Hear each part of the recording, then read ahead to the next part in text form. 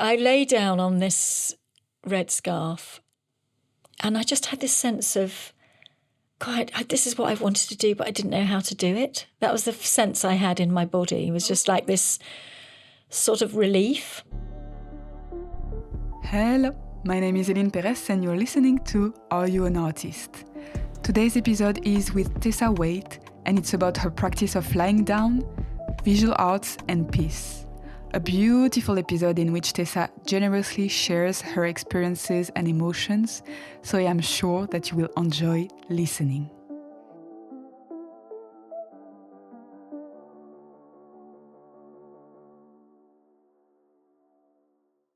Dear Tessa, I am very excited to do this episode with you and maybe get some of your Welsh beautiful energy. We met in 2020 during a workshop, and since I had the chance to see you perform and even performed with you in a gallery in London. You are a visual artist and live art performer, also working in health. I discovered that you held a residency at the Mid Wales Psychiatric Hospital in Talgarth, for example. I always love seeing your work, and I know that you like to question and challenge yourself, which is very inspiring. Welcome to the podcast, and let's start with the first question. Tessa, are you an artist? I am an artist. I knew you have to say that because you've done too much stuff. Have you always felt like that? I mean, maybe I would say it more hesitatingly in the past or something. But I think now that, Brian Eno famously said that anything that isn't essential is art. Mm-hmm. Like painting your nails is art. Making a baked Alaska is art. So I don't know. I think life is art. Mm-hmm. And creativity is central to who we are as human beings. Mm-hmm. So it's funny when people say, what do you do? And you say you're an artist. And then people straight away, I guess people make assumptions about people have in their mind what that looks like, what that means. Yeah. And I am getting better at being able to share what I do rather than being too coy about it. So I think I've challenged myself to be clearer and more upfront about what I do. Yeah. And that opens up, better conversation. Mm-hmm. And do you remember your first drawing or your first sculpture? Oh, gosh.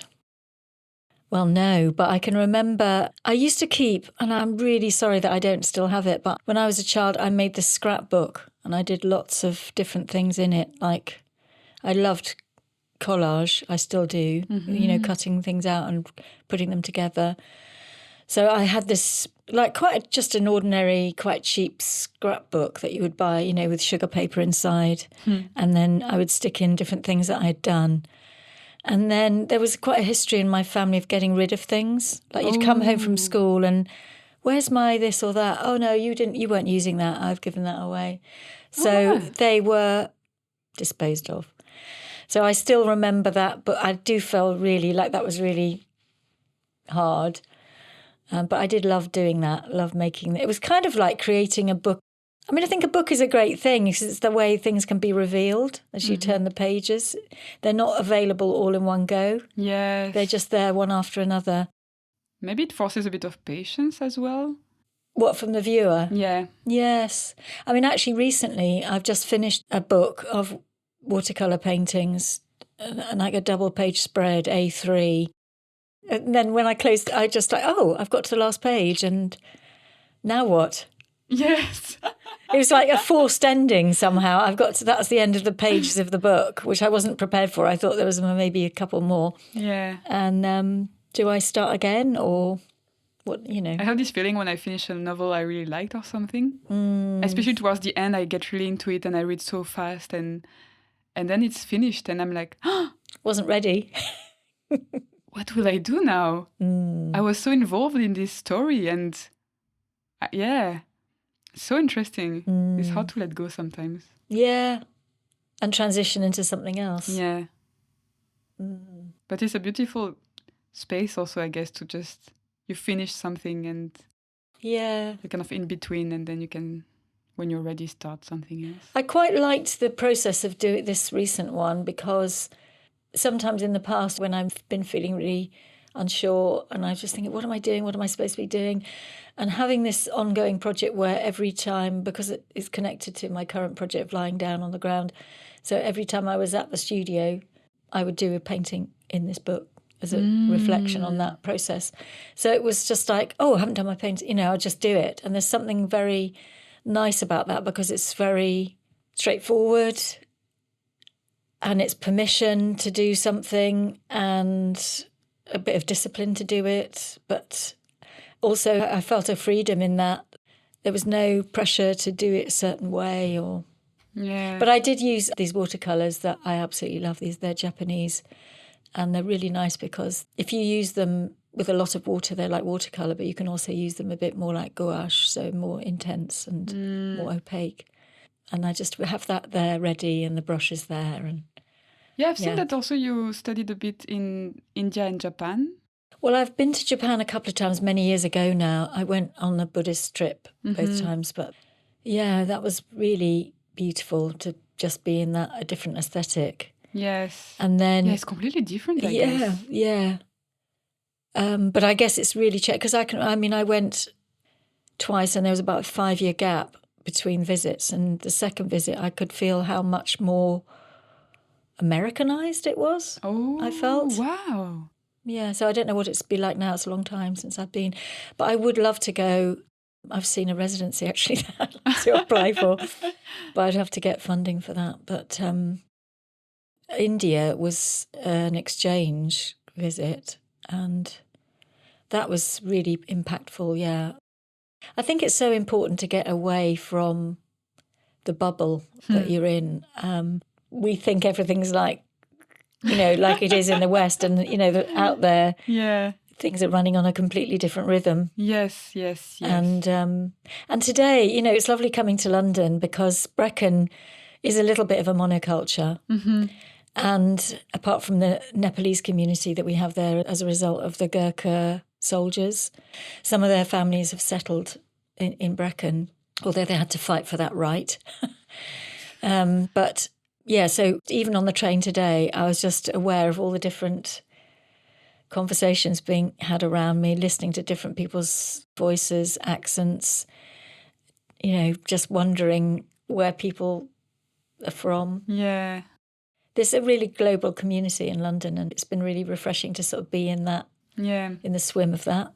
Yeah, because you've always lived in Wales, right? Well, I was born in Scotland and then I grew up in Norfolk, okay, on the east side of England. And then after I graduated, I lived in London for a little while and then I moved to Wales and I've been there quite a long... Yeah. Because I'm curious, how does it feel for you to create in the countryside, surrounded by nature? Oh, it's really, really important to me. Initially, I lived in Cardiff, which is a small city. It's not far from, rural areas. But then when I got the residency that you mentioned in the Mid Wales Hospital in Telgarth, right outside my window was a beautiful mountain. And it's actually part of a ridge, but from where I saw it, it looked like a pyramid. It was like the end of the ridge. So I did a lot of work around the landscape, paintings and drawings of the landscape. And also having grown up in Norfolk, which is very flat, it's a very different landscape that I was used to. Mm-hmm. So, no, I love it. I mean, the thing about Brecon is, though, it is in a bowl of hills. Okay. So you've got the Beacons and the Black Mountains.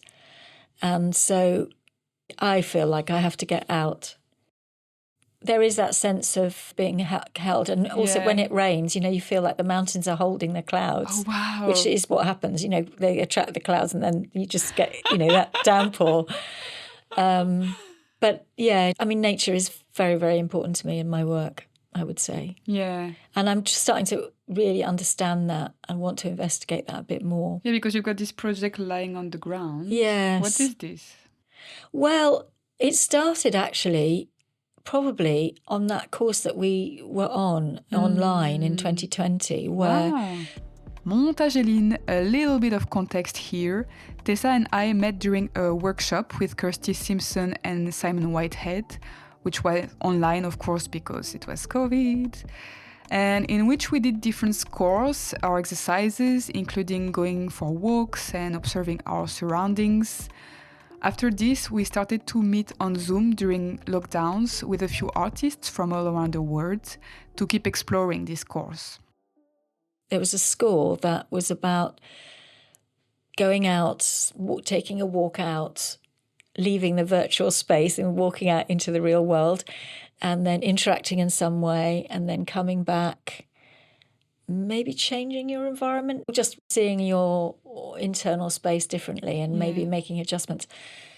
Anyway, my travelling out was to a nearby wood, and there's a sort of an opening, and it was raining, and I just had this scarf, this red scarf around my neck, a big wool scarf, and I just had this impulse to put it on the ground to make a space to lie down. And it was raining, and I was thinking, well, there are quite a lot of people walk their dogs, and I thought, oh, what will they think if I blah, blah, blah. And I thought, well, it doesn't really matter, and it's raining, so probably nobody's coming anyway. I lay down on this red scarf, and I just had this sense of, God, this is what I wanted to do, but I didn't know how to do it. That was the sense I had in my body. It was just this sort of relief. And I remember sharing that. So I went on with the course, and then we carried on meeting online. Yes. With Kirsty and other people, and which I really, really enjoyed. So I was becoming more tuned to using my body in a different way. And I kind of felt like that sensation that I'd had when I was lying on the scarf was about that, was about working with the body, which it is, but I think it's more than that, because it's about obviously being present, being at a different perspective to the landscape, being in amongst things rather than walking around on top of them. And there's something about the brain and the body being level, so that the brain isn't like this dominant thing. And then there's this more sensory thing, the contact with the earth, and then looking at what's above. And sometimes it could be trees or buildings even, or sky, just open sky. And it's really sensitized me to the sky in a different way, because often, certainly where I'm often, it's just like white. You look up and it's white. It's like another slightly cloudy day. But actually when you're lying down and looking at it for a period of time, it's actually quite dynamic. It changes. You can start to see these different layers, these different patches of light and dark, and you can see layers of cloud moving across each other. And then there's that sense of going out, having this awareness of being on the surface of the earth and being on this globe in space, and that sense of the universe around, even though there's cloud, and you kind of feel quite hemmed in a day-to-day basis. So I think for me it's quite expansive, and it's interesting to see where my mind goes in terms of connecting to other people and thinking about other people. And recently I went to a memorial service for somebody who died, and it was very, very beautiful but quite emotional. And I went and laid down under this really old oak tree. And I just thought about there was about 200 people there at this event, and all this sort of thought and care that had been put into celebrating the life of this person. And I just thought of all the people dying, in Gaza, in Ukraine, in Syria, all over the world. I mean, I listened to a heartbreaking account of a woman of 70 who had died, and she was going to be buried in a mass grave. Wow. That sense of that lack of respect for the dignity of life. So for me, it is about connecting to myself, connecting to what's around me, and connecting to the other inhabitants, animals. I was one time I was lying down in my garden in the summer, and I thought, it was dark. And I thought, oh, that's surprising. I can hear little birds cheeping. And then I realised it was a nest of rats that was just, because we'd seen quite a few rats and you could just hear them in their little, so that was quite kind of unnerving. But, they've got their own life and way of expressing themselves, haven't they? But I think there's something for me about that self-imposed sort of vulnerability, and also about some kind of healing for me personally. And that's something I'm sort of discovering. So it's not something I was aware of. So I did that lying down back then. And then probably about a year ago, I just had this yearning to lie down again, to just lie down on the ground. So I've been doing it since then. So I'm just sort of fathoming out what it's about and how to share it. I mean, actually on Wednesday, I was doing a workshop with a dancer colleague with a school, and as part of it, I invited them all to lie down at the beginning of each session. So it wasn't outside because it was a very cold day. So we just lay down in the school hall. But, the teachers were saying, well, I don't think that, they can't sit still for 5 minutes. I don't think they'll be able to do it. But they all did it. So it was like ages 4 to 11 in different groups. And, one group, I remember there was a boy going, no, I'm not going to do it. And he was just sitting there. But I lay down because it's actually easier to lead it when you're actually lying down yourself rather than... And then I looked up and he was lying down as well. Yeah. Maybe because no one could see. Everyone was lying down and or he felt peer pressure, I don't know. Wow. But it wasn't about you must do this. It's so interesting though, this kind of resistance to lie down. As if I guess you're more vulnerable and... Yeah, but they all did it. Somehow. And I just invited them to travel out into, the outside world and think about other places on the planet and thinking about, the other stars. And it was a really lovely start to each session. We did it 4 times, so... It's crazy that we don't take that time to be still, to lie down. And I always find it very healing when I do that for... like during Kirsty's workshops or taking that time to allow my body to be there, connect with the ground. And it's using your body, isn't it, as a sort of a sensor in a way, or an energy field. And actually, when I was at Taplo yesterday... Montageline, another bit of context.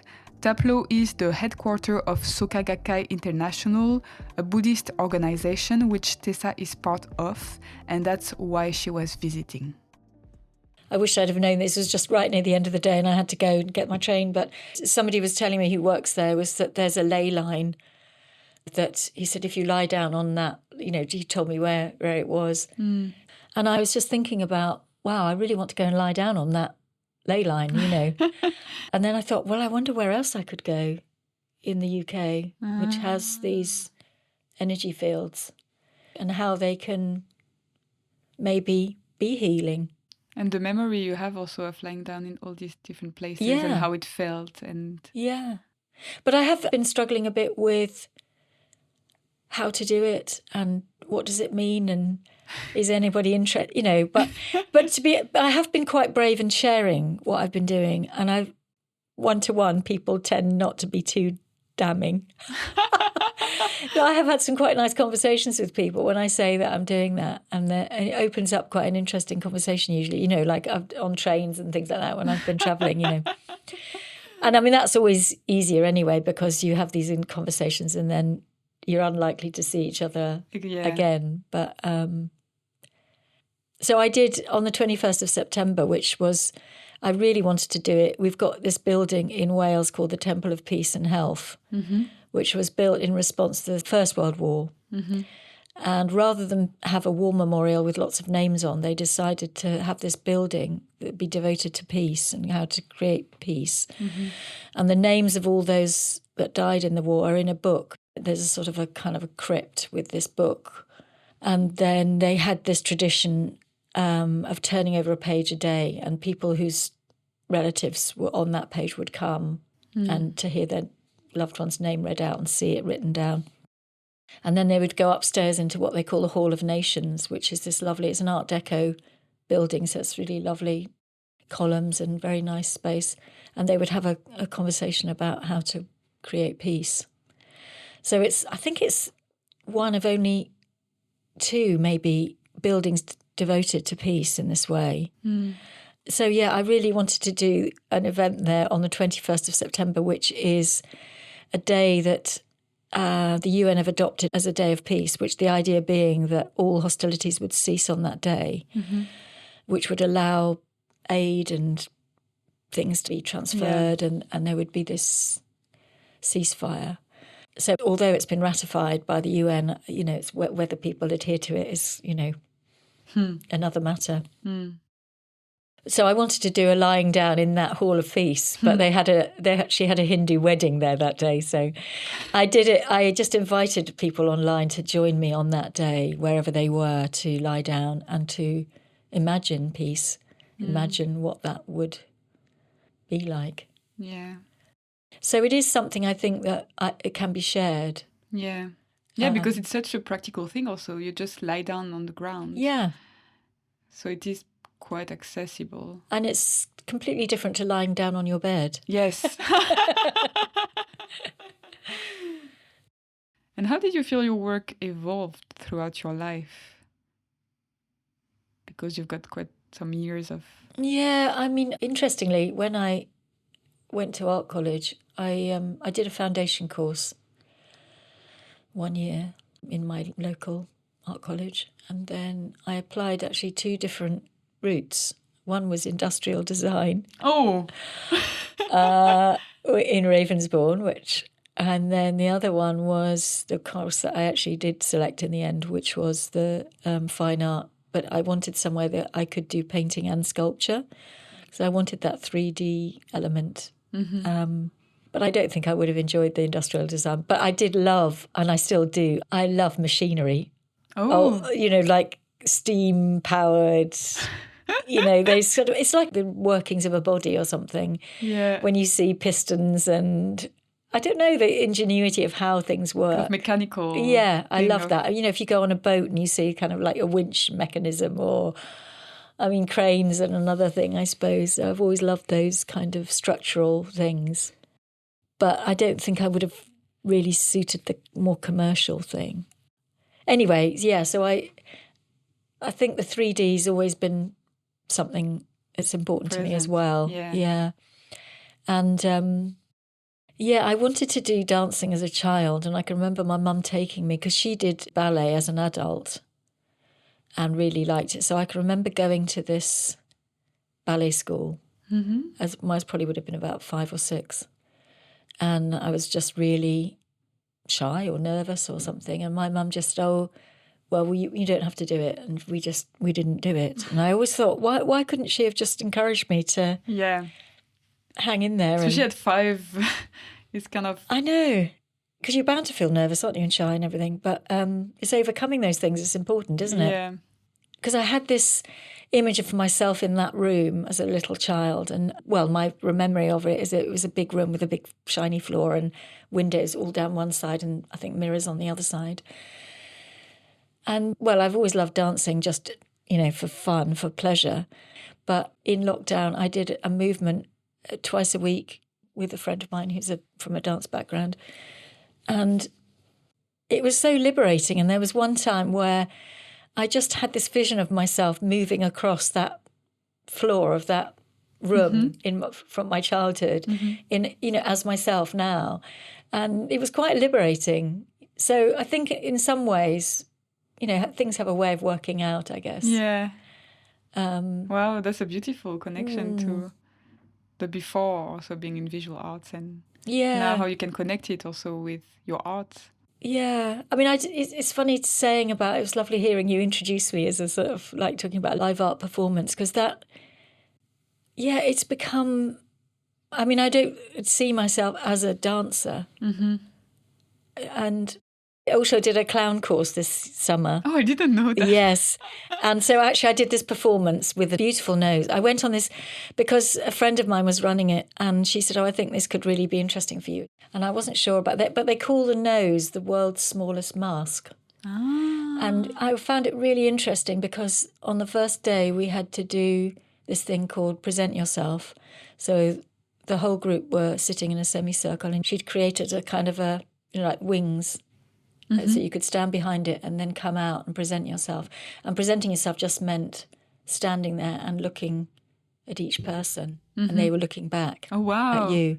So it's very powerful, quite exposing in some ways. But I kind of like this because I think words are really tricky sometimes when you want to introduce yourself and depending that's true. on your language, and how comfortable you are with words and what you say, how guarded that is, and sometimes you don't really get to know people while talking, but more while looking at them or observing what's happening in the body and the face. Well, so then the second day we had to do it with nose. So come out with the nose on and do exactly the same thing. Just look at each person in turn. And something happened for me, I basically found my chin quivering and tears rolling down my face. Oh, wow. It was so in a way, although, like she had described it as the world's smallest mask, which we think of a mask as sort of covering something up. But you can just be yourself in a different way, probably. But I think in a way, having it on allows something, because the first presenting yourself is sort of like a little bit of you've got to have some protective layer maybe. Yeah. Sense of like, what are you sharing with people? And something about putting on this little tiny red nose made that drop away. Yeah. I think that's the only way I can sort of describe it or rational, It's like for some people being on stage, how they can let go in a different way. Yes. Compared to just not being on stage. Yes. It's quite incredible. Yeah, so I've got this beautiful little, I bought from her, they're made in Venice by those, mask makers, a little leather nose. Wow. It's a thing of beauty and it's signed by the maker. It's lovely. So, yeah, I may experiment more with that. Because the other thing I found with using the nose was, because I started doing performances in lockdown over Zoom, following, that course that we did. Yeah.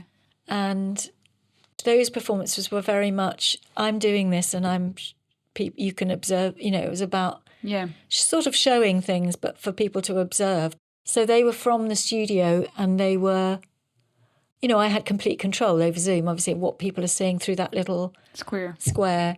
And I loved actually playing with that, with how you can create space through bringing things very, very close to the camera and then coming, you can create this depth, which you couldn't really do that in real time and space. Yeah. But also, because it was Zoom, there was no sense of like an audience, it was like a virtual audience that you can't. Computer, yeah. So afterwards, I could have feedback, but during there was nothing to sort of, it was all coming from this quiet space. Yes. And then before we did our one together, you and I did one in Cardiff where I built this set out of it was in an old shopping centre. So there was lots of cardboard boxes, which I love cardboard. I know that. And I just love the feel of it. I love the look of it. I love the fact that you can recycle it, and you can create these big, for one thing, I made these big boulders out of cardboard, quite open, bit like baskets in a way.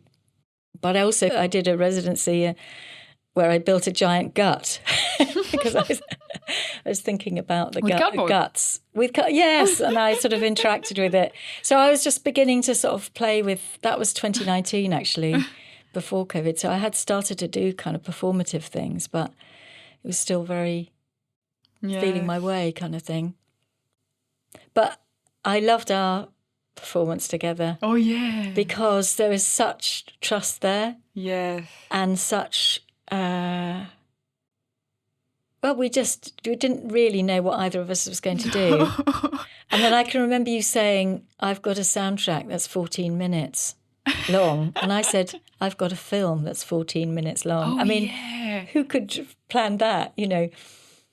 And it was really fun. Doing the solos was great. Yeah. And then doing the shared thing was really fun. And this was so beautiful because everybody wrote a note to their body or something like that. Yes. A message to their body. Yes. And then they put all the post-its on the floor. And I remember reading out all these messages, and people really went into it as well. And I felt like everybody was performing somehow. Yeah.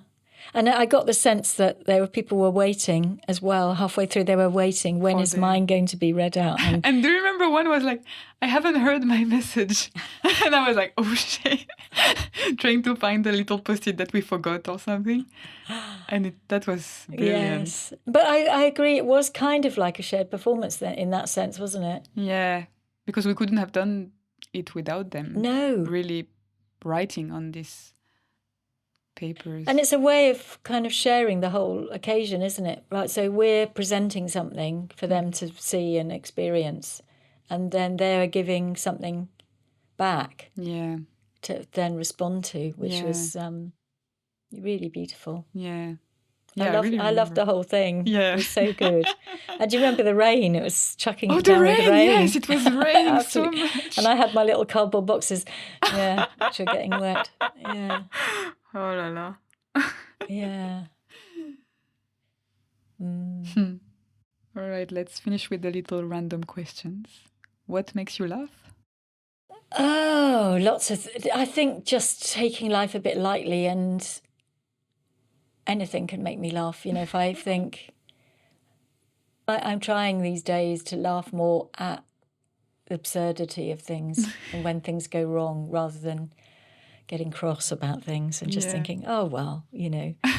And I definitely notice that I do laugh more than I used to. That's good. And I really noticed that. I was thinking the other day, I think, you know, I've definitely noticed that. Aww. So I hope that continues. That's what we want. Do you prefer silence or small talk? Oh, silence if to small talk. I don't really like small talk. I'd rather dive in and talk about something interesting and if not, then silence is fine. Okay. Do you like to go to the supermarket? Not really. I mean, actually, it's interesting. I'm looking after this older lady, and one of the jobs I do is take her to the supermarket. Mm-hmm. We do go to the smallest one. Mm-hmm. I mean, it's a luxury, isn't it, to be able to go to one? I do think that, you know, to be able to put things in a basket and buy them and choose what you can eat, and there's choice. I think that's a huge privilege that we take for granted. Yes, that's so true.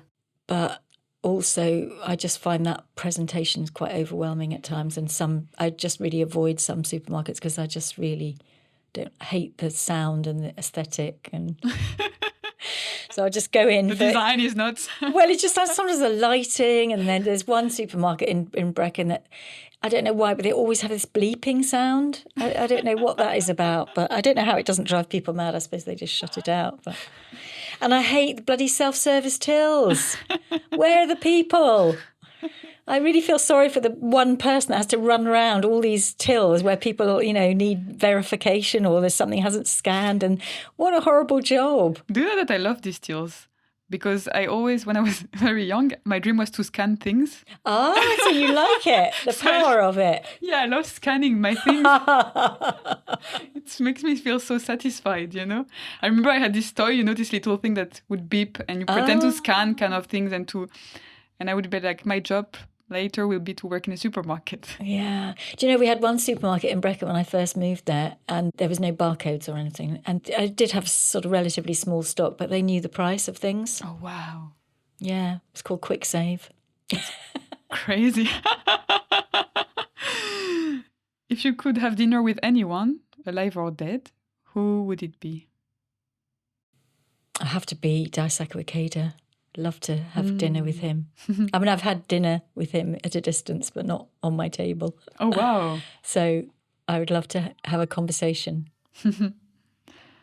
And if you could live a parallel life, so you have your life, but you have just another life, but you can do anything, what would you do? I would love to live abroad, live somewhere else for, experience a different culture,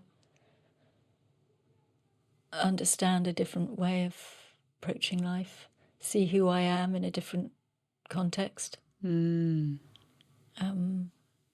Maybe next life I'll go to another planet. See what that's Alien like. Tessa. But I won't be an alien there, will I? Yeah, I'll be true, I'll of be course. just an inhabitant, won't I? Yeah. Wow. So yeah, I mean, I'd love to do more traveling, but obviously there's impact of that. Yeah. So that's I've recently decided to stop flying, but it makes journeys. I like long train journeys when you can pay for them, of course. No, it's expensive. I did that last year.